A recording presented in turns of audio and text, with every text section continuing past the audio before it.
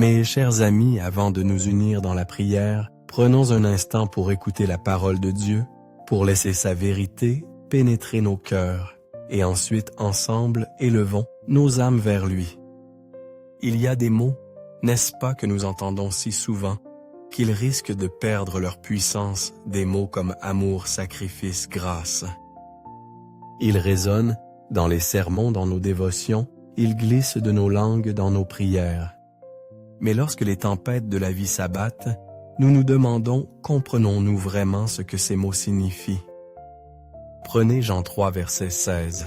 Ce verset que nous connaissons probablement depuis l'enfance, peut-être même mémorisé par cœur. Mais la familiarité ne signifie pas toujours la compréhension. Il est dit, « Car Dieu a tant aimé le monde qu'il a donné son Fils unique, afin que quiconque croit en lui ne périsse pas, mais ait la vie éternelle. » Ceci, mes amis, est notre histoire, la vôtre et la mienne. C'est la vérité que nous oublions lorsque la vie devient affairée, que Dieu n'a pas seulement dit qu'il nous aime, il l'a prouvé. Non par de grands discours, mais sur la croix. Il l'a prouvé dans le sang versé, dans les épines pressées sur son front, dans son dos, lacéré par les fouets, dans les clous transperçants. Ses mains qui avaient guéri les malades et béni les enfants. Il l'a prouvé dans le silence de l'abandon suspendu entre ciel et terre.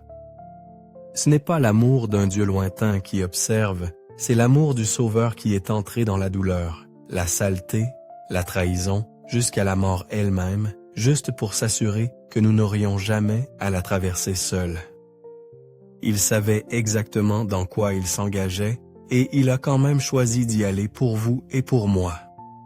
Comme le prophète Isaïe nous le rappelle au chapitre 53, verset 5, il a été transpercé à cause de nos transgressions, écrasé à cause de nos iniquités. Le châtiment qui nous donne la paix est tombé sur lui, et c'est par ses meurtrissures que nous sommes guéris. Pouvez-vous imaginer cela? La guérison que vous expérimentez, l'espoir auquel vous vous accrochez, la grâce qui vous entoure, tout cela est venu par des meurtrissures et du sang. Il n'est pas mort seulement pour le monde, il est mort pour vous. Il a porté vos fardeaux. Il a absorbé le poids de chaque erreur, chaque regret, chaque cri que vous n'avez jamais dit à personne. Il est facile d'entendre cela, de hocher la tête, de dire « Amen » et de passer à autre chose. Mais l'avez-vous vraiment ressenti? Avez-vous déjà laissé votre cœur se briser pour l'amour qu'il a brisé? Parce que lorsque vous le faites, tout change. Vous commencez à voir votre vie différemment. Vos bénédictions ne ressemblent plus à des coïncidences. Vos luttes ne semblent plus dénuées de sens. Vos blessures ne vous définissent plus. Elles vous rappellent celui qui a été blessé pour vous rendre entier. Alors la question se pose, comment pouvons-nous rester confortables en sachant ce que Jésus a donné pour nous? Comment pouvons-nous vivre avec indifférence quand il a aimé avec une telle intensité? Au minimum, nous pouvons être reconnaissants. Au minimum, nous pouvons le chercher. Et quand vous vous approchez de lui, vous commencez à voir la main de Dieu là où d'autres ne voient que le chaos. Vous commencez à sentir sa présence dans des endroits que vous pensiez autrefois stériles. Vous sentez un murmure dans la tempête qui dit « Je suis toujours avec toi ». La vie ne nous donne pas toujours des réponses. Parfois, elle nous donne plus de questions que nous ne savons quoi en faire. Mais la foi n'a pas besoin de toutes les réponses, la foi a juste besoin de Jésus. Alors peut-être que l'épreuve que vous traversez n'est pas une punition. Peut-être que Dieu ne vous prive pas de quelque chose, mais qu'il fait de la place pour quelque chose de meilleur. Peut-être que cette saison vous apprend à prier, à le chercher, non pas comme une solution, mais comme votre source. Parfois, la douleur éveille des parties de nous que nous ne savions pas endormies. Elle nous humilie, nous vide de notre orgueil et fait place à la sainteté. Elle nous rappelle que nous n'avons jamais été destinés à vivre par nos propres forces.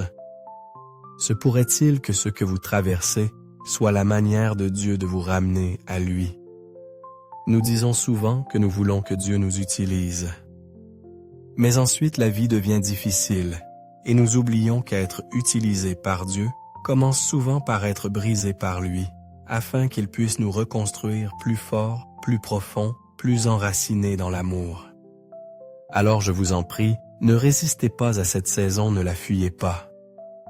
Laissez-la vous façonner, vous mettre à genoux. Et par-dessus tout, gardez les yeux sur Jésus. Maintenant, prenons un moment pour prier ensemble.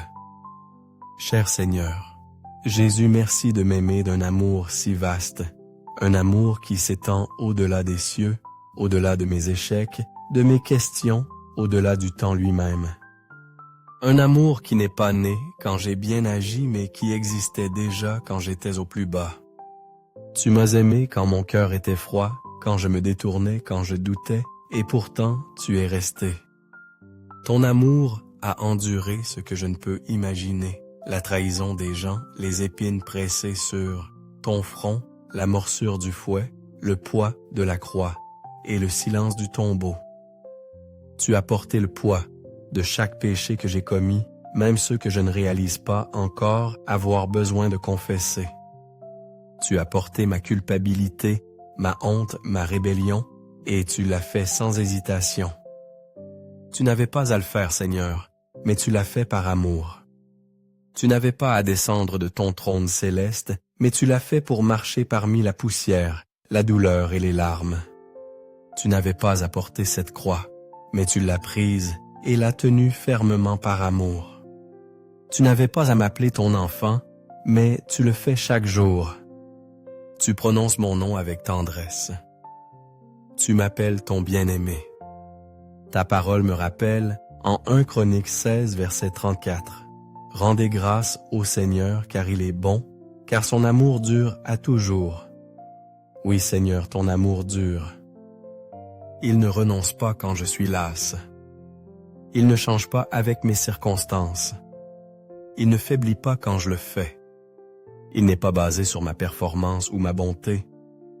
Il est basé sur ton cœur. Et comme je suis reconnaissant pour cela, car si cela dépendait de moi, j'aurais abandonné depuis longtemps. Mais toi, tu ne l'as jamais fait. Tu ne le feras jamais. Tu m'as donné plus que je ne pourrais jamais gagner ou mériter. Un esprit qui pense, un cœur qui ressent le souffle dans mes poumons, la force dans mon corps, chaque nouveau matin où je me réveille, chaque battement de cœur, chaque clin d'œil, chaque pas est un miracle venant de toi. Ce sont des signes que tu as encore un but pour moi, que tu n'en as pas fini avec moi. Et cette vérité me donne l'espérance. Même dans les moments où je ne le voyais pas, tu m'entourais de tendresse. Quand les larmes coulaient en silence, tu étais là.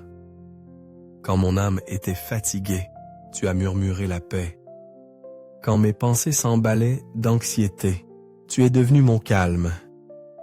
Même dans les saisons d'attente, quand les réponses ne venaient pas et que les portes restaient closes, tu m'as donné un but. Tu m'as rappelé qu'attendre avec toi n'est jamais perdu.